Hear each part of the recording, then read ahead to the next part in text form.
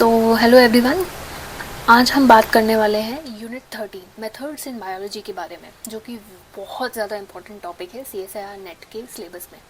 ठीक है, और ये कुछ स्टूडेंट्स जो हैं समझते हैं कि बहुत ज़्यादा ही डिफ़िकल्ट टॉपिक है, बट मैं इस बात को क्लियर कर दूं कि ये बिल्कुल डिफ़िकल्ट टॉपिक नहीं है। इसमें से अगर आप 4 से 5 टॉपिक्स को भी अच्छे से कवर करके जाते हैं तो आप इस यूनिट 13 में से आराम से 10 से 15 नंबर का क्वेश्चन सेक्शन बी और सेक्शन सी को मिला के कर सकते हैं।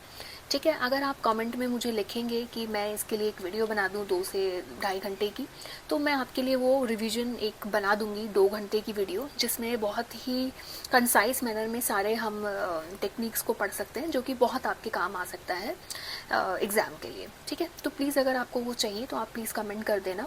तो अभी हम शुरू कर देते हैं कुछ क्वेश्चंस जो ऑलरेडी हमारे आ चुके हैं गेट में।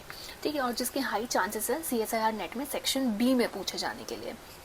So very first question is, जो मंग बीन न्यूक्लियस है, it could be used for option A is DNA synthesis, B is nucleotide hydrolysis, trimming single stranded regions in DNA, and fourth is removal of phosphate groups from the ends of the DNA. तो मंग been nucleus जो है उसका work क्या है? It is a single stranded specific endonuclease and it कैटलाइजेस the removal of single stranded extension in dsDNA. ठीक है, so it can be used for removal of both 3' to 5' single stranded overhangs from double stranded DNA to create blunt ends. ठीक है, तो इसका answer क्या होने वाला है? ऑप्शन सी कि trimming single stranded regions in DNA. ठीक है, तो आपको इसका फंक्शन जो है याद करके जाना है। ठीक है, नेक्स्ट क्वेश्चन पे हम चलते हैं। जो क्वेश्चन हमसे पूछा गया है, T4 polynucleotide kinase is used for labeling 3' end of DNA, labeling 5' end of DNA, creating blunt ends of DNA, and D is dephosphorylation of DNA. तो इसका आंसर क्या होने वाला है? labeling 5' of DNA. So the T4 polynucleotide kinase catalyzes the transfer and exchange of pi from the gamma position of ATP to 5' hydroxyl dominase of polynucleotides and nucleoside 3' monophosphates. ठीक है, तो इसका आंसर क्या होने वाला है? T4 polynucleotide kinase कहाँ labelling करेगा? 5' end of DNA. Now coming to the question number 3. So question number 3 हमसे पूछ रहा है the enzyme which adds phosphate group to the free 5' end terminus of a DNA sequence is. तो इसका answer क्या होने वाला है? काइनेज, क्योंकि काइनेज हमें पता है इसका। अच्छा, एक होता है काइनेज और एक होता है फॉस्फेटेज। तो काइनेज का काम हमेशा क्या होता है? फॉस्फोराइलेशन करना, और फॉस्फेटेज का काम क्या होता है? Removal of phosphate. ये हमें याद है। ठीक है, तो इसका आंसर सी है।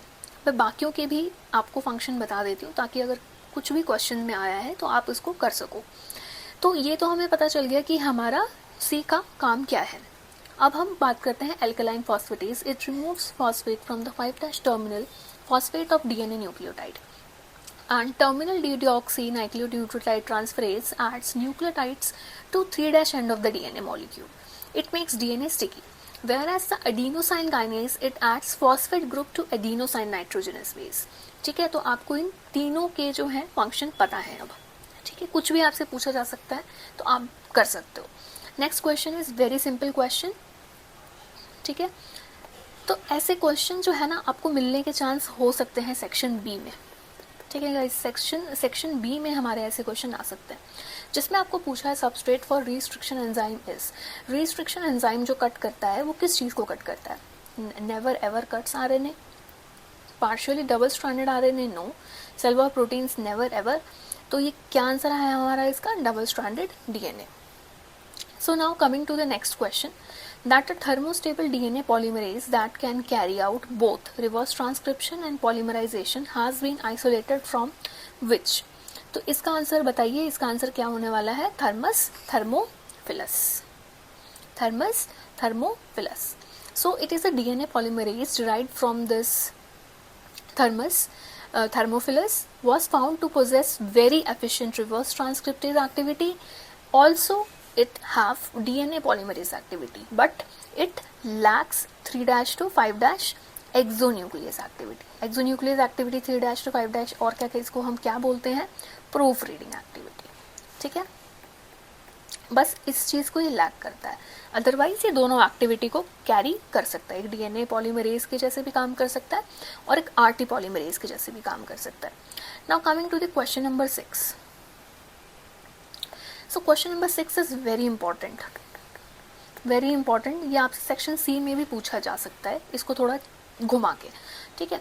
तो इसमें क्वेश्चन आपसे पूछा, you have cut the genome of DS viral genome with a restriction endonuclease and electrophorese the products on an agarose gel. You observe only one band of the gel equivalent to the size of the genome. This is because, मगर ये इसका answer क्या होगा? इसका answer है D, restriction endonuclease do not cut RNA. अभी हमने पढ़ा है ऊपर, and this virus has an RNA genome. तो इसका मतलब क्या हुआ कि जो हमारा रिस्ट्रिक्शन एंडोन्यूक्लियस था उसने कुछ कट ही नहीं किया, तो जो जैसा जीनोम था डीएस आरएनए वो वैसे का वैसा ही हमें बैंड में आ गया, कुछ भी कट नहीं हुआ, ठीक है। Now coming to question number 7.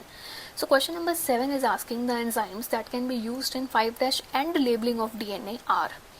तो बताओ, ये क्वेश्चन बहुत ज़्यादा पूछा जाता है भाई, ना सिर्फ नेट गेट में बल्कि अगर आप डीबीटी भी देते हो या आप आईसीएमआर का भी एग्जाम देते हो तो ऐसे क्वेश्चंस मिलते हैं कि भाई कुछ आपसे एक्टिविटी ऑफ एंजाइम पूछा जाता है, ठीक है। तो इसका आंसर हमारा क्या होने वाला है? Alkaline phosphatase and polynucleotide kinase. So option A, इसका क्या ऑप्शन होने वाला है? ए, ठीक है।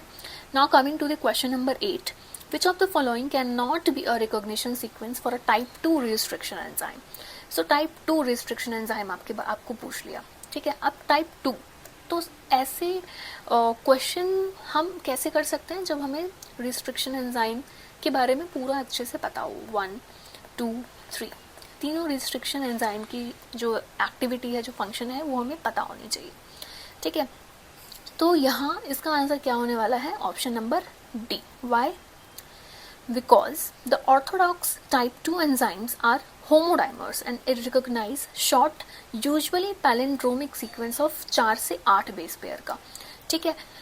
तो पैलिंड्रोमिक सीक्वेंस क्या होता है? Is a sequence made up of nucleic acid with in double helix of DNA or RNA that is same when reading from 5' to 3' on the one strand and 5' to 3' end on the other complementary strand, ठीक है। तो जो हमारा palindromic sequence नहीं है वो क्या है? Option number D. So that is why हमने ऑप्शन नंबर डी को टिक किया है, ठीक है। पैलिंड्रोमिक सीक्वेंस ही नहीं है इसीलिए हमने इसको टिक किया है। Now coming to the question number 9, that is restriction endonucleases which recognize and cut same recognition sequence are known as same. आपको रिस्ट्रिक्शन एंजाइम का कॉन्सेप्ट अच्छे से पता होना चाहिए, ठीक है। तो इसका आंसर क्या होने वाला है? आइसोशाइसोमर्स, ठीक है। वो रिस्ट्रिक्शन एंडोन्यूक्लियेजेस जो हो सकता है कि अलग स्ट्रेन से मिले हों लेकिन वो सेम सीक्वेंस को रिकॉग्नाइज करते हों और सेम सीक्वेंस को ही कट करते हों, ऐसे रिस्ट्रिक्शन एंजाइम्स को क्या बोलेंगे? They are isoschizomers of each other, ठीक है। Now coming to the next question. तो इसमें क्या पूछा? Restriction endonucleases from 2 different organisms that recognize the same DNA sequence for cleavage are called. अभी हमने सेम यही बात करी है, जो रिस्ट्रिक्शन एंजाइम जो है वो 2 डिफरेंट ऑर्गेनिज्म से निकाले हों लेकिन रिकॉग्नाइज करते हों सेम सीक्वेंस को क्लीवेज के लिए, तो उसको क्या बोलेंगे? आइसोसाइजोमर्स, ठीक है। Now coming to the question number 11। So question number 11 is asking Phage T7 promoter containing plasmids are used for overexpression of cloned genes because Phage T7 promoter जो प्लाज्मिड में हम यूज कर रहे हैं एक्सप्रेशन ऑफ क्लोन जीन्स के लिए, क्यों?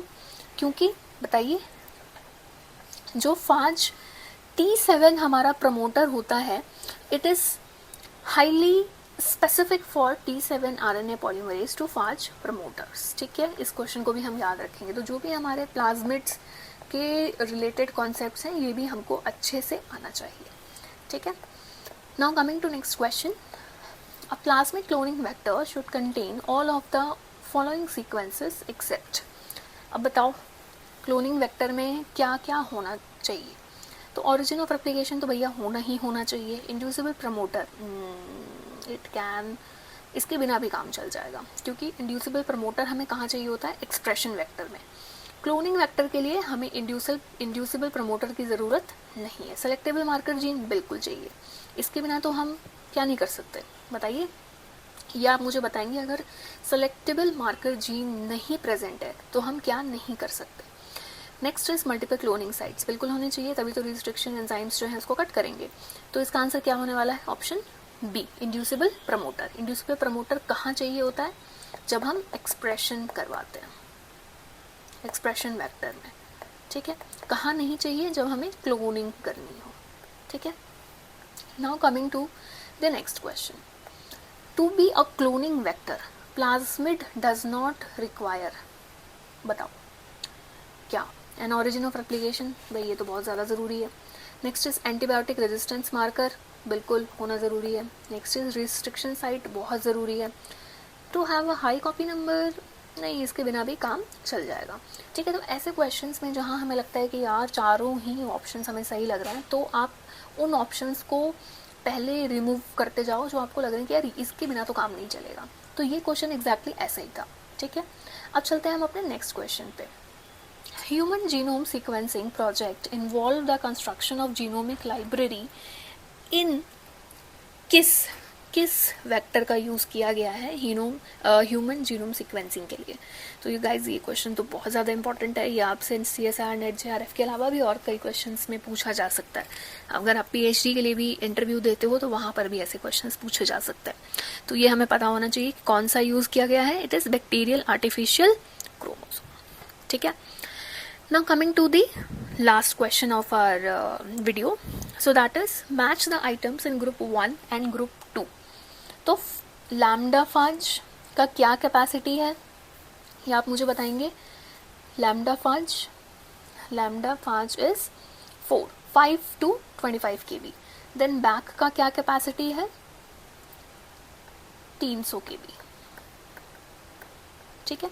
PI derived artificial chromosome की क्या कैपेसिटी है, तो गाइज ये आप मुझे बताएंगे कि पैक की हमारी जो है क्या एक्टिविटी है, इट इज 100 to 300 kb।